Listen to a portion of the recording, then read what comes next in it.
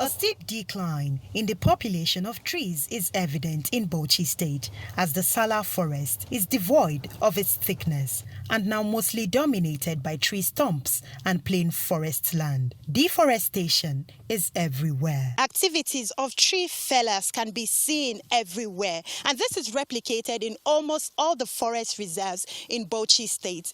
There are only 1 or 2 forest reserves that are still protected, but even those reserves are at risk of encroachment.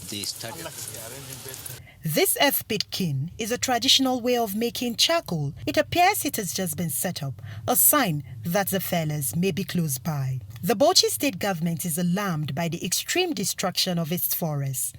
A local government caretaker committee chairman was suspended recently for issuing permits to fell trees. The state environmental and forestry law prohibits indiscriminate felling of trees without authorization, but the law is not clear on who should authorize and why.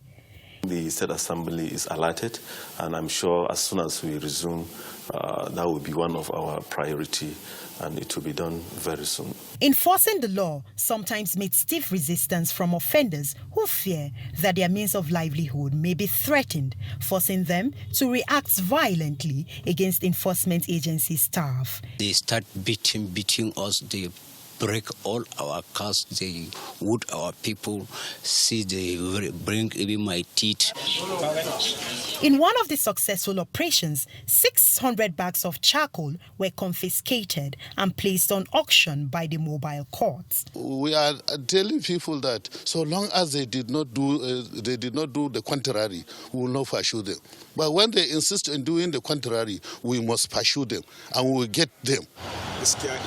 Experts say 9 states in the north are at risk of deforestation, which comes with their consequences on the climate. It is estimated that these states are jointly losing 350,000 hectares of land every year to desertification. There are dangerous indicators that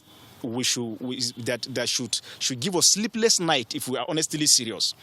With this unchecked population growth and these rates of destruction to our forest resources, what kind of country do we expect to have in the next 20 years?